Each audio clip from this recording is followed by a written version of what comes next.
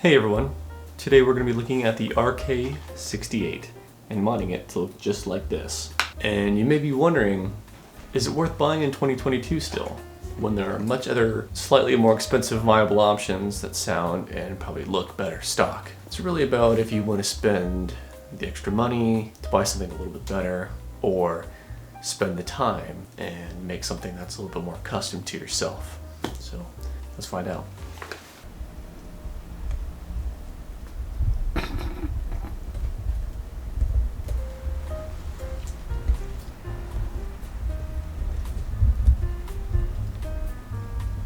Hey, what's up guys? So the reason I wanted to do this video is, this was the first mechanical keyboard I ever bought. It's a 65% keyboard that's hot swappable and has some nice RGBs. You can find it on Amazon for about $50 to $60. And here's how it sounds stock.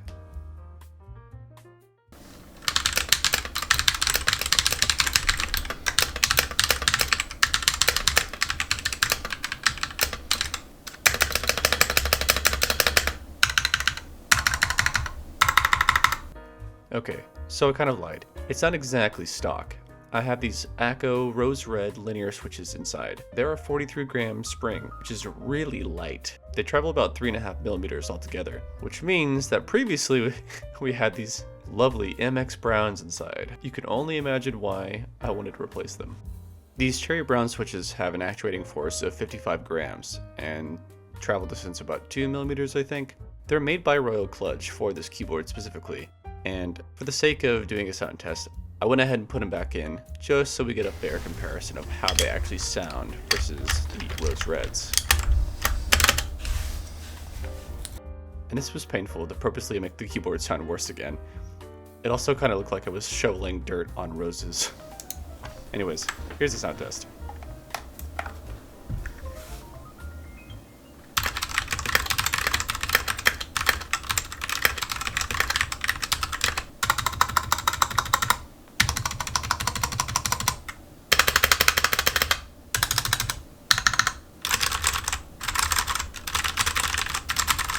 Ugh, the MX Brown just sounds so bad. Well, anyways, so we're going to be modding this keyboard, and we're going to be making it sound a lot better, which was one of the reasons I wanted to do this video. Can we make a cheap keyboard sound, feel, and look just as good as something that's a little bit more premium? So we start off by taking off all our keycaps.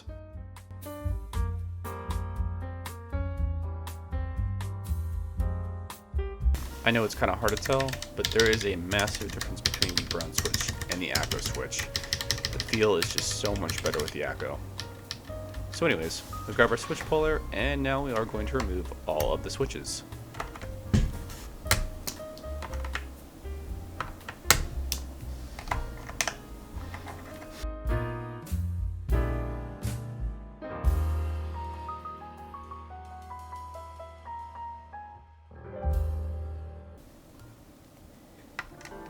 And now that we got our last switch out, it's time to move on to the stabilizers.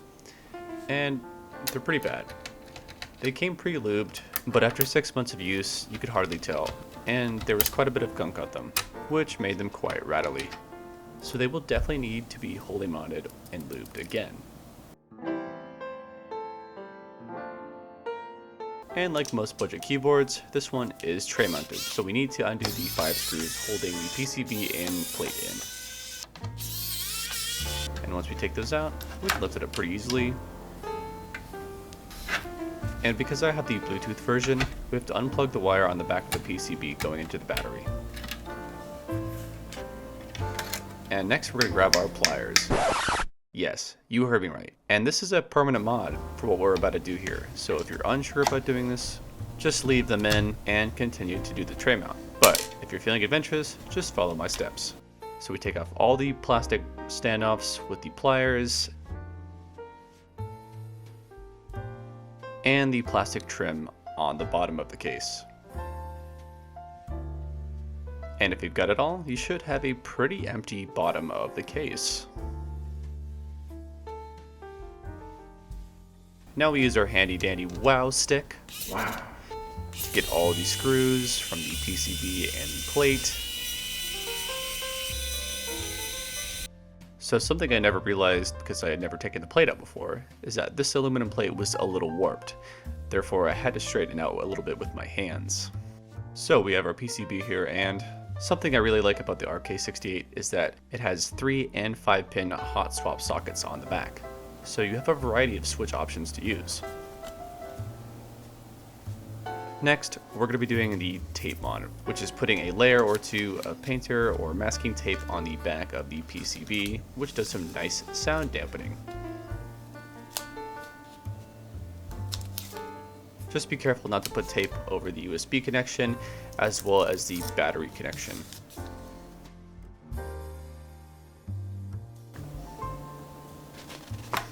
With the tape mod out of the way, we're now moving on to putting some foam inside the case. And if you see my last video, you'll see that I used the exact same foam. It is pretty thick though, which is another reason I had to clip out some of the plastic from the bottom of the case.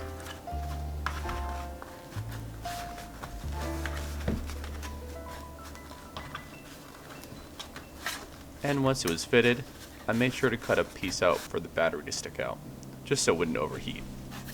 And you know, maybe cause a fire. I know, cover your eyes, it's super scuffed, but because of how tall the foam is, I had to increase the height of the USB port opening.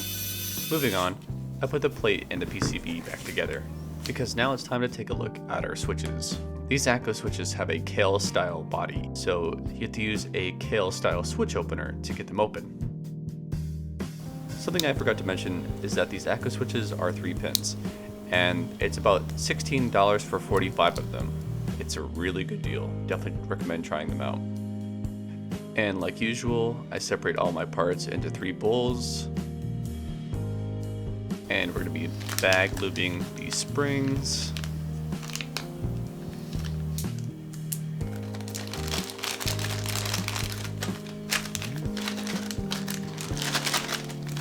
If you don't already know how, I recommend looking up a tutorial on how to lube switches, but here's a quick little one. Simply just grab the bottom and top housing of your switch, put some Krytox 25G0 on the contact points where the stem fits in, and try to do so evenly with a brush.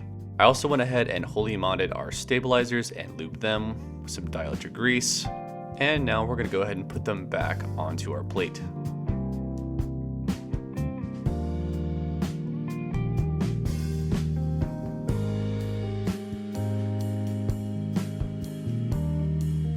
And now we're going to be putting our switches back into our PCB. If you're curious, I actually didn't use any film switches this time around. I didn't think these switches really needed it, honestly.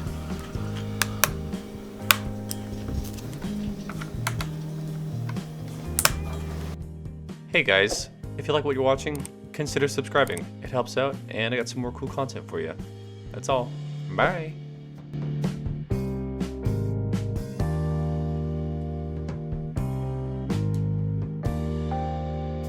Alright, with a little post-processing magic, we're done.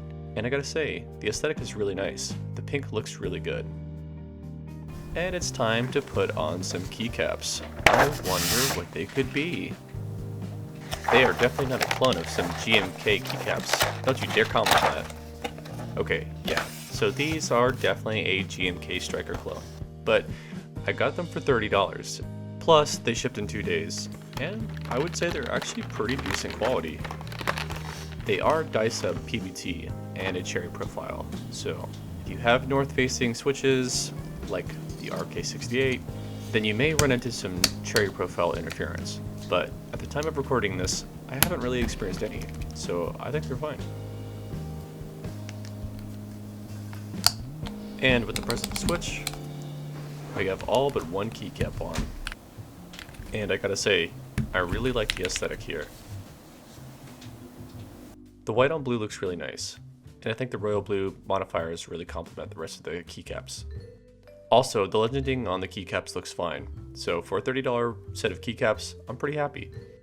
If you haven't already been wondering how we're going to put the keyboard back inside the case without the screws, we're going to be using this Gummy O-Ring, which fits in between the PCB and the plate like this, and will friction fit inside the case. I got this idea from Flurbles, and I'll go ahead and link his video in the description. In order for this to work properly, you have to put your switches in ahead of time, which is why we did that earlier. So, after we get it all fitted, it should look just like this. And now we're ready to put everything back inside our case. So we grab our battery wire and plug it back in.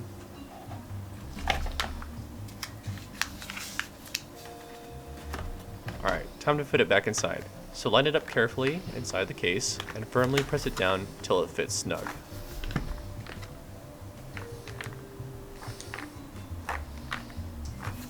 Lastly, I went ahead and tested everything on VIA just to make sure everything was working properly. And guys, that's the end of the build. If you enjoyed the video, leave a like, and here's the sound test.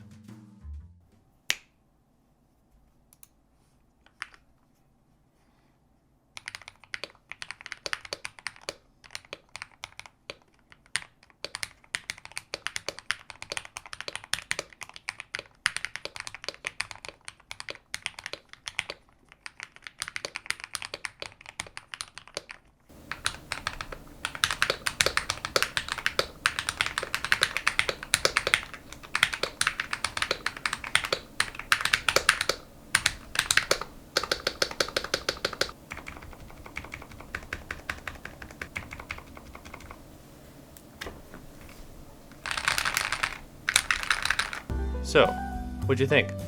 I think it sounds and looks a heck of a lot better than it did before. And not to mention, it only costed about $50 to $60 in addition to the keyboard itself. So really, $110 to make it sound and look this amazing. However, it is a little taller, so that is something to get used to. But honestly, I like it. Alright guys, hope you enjoyed the video. I really appreciate all the support I've got lately, so thank you, and I look forward to seeing you in the next one.